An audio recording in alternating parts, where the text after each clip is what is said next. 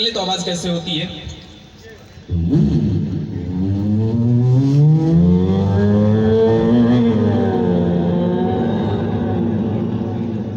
तालियों से सपोर्ट करेंगे तो हमें भी मजा आएगा भाई।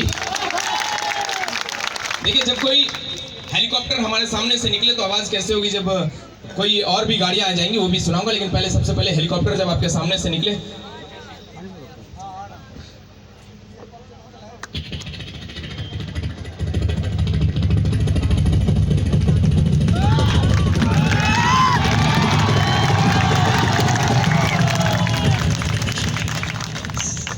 देखिए, जब कोई महिला पायल पहनकर चलती है तो उसके घुंघरू की आवाज कैसे होती है। आइए जरा, आप ही को महिला बना देता हूं। जरा आपको यहां से वहां तक जाना है, ठीक है। चलिए चलिए।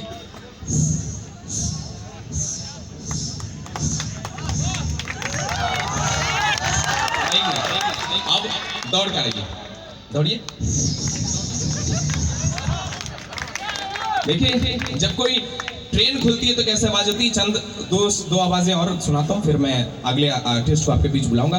देखिए, और कहते भी हैं कि मंजिलें उन्हीं को मिलती हैं जिनके इरादों में जान होती है, और आगे में सीट उसी को मिलती है जिसके आयोजक से जान पहचान होती है।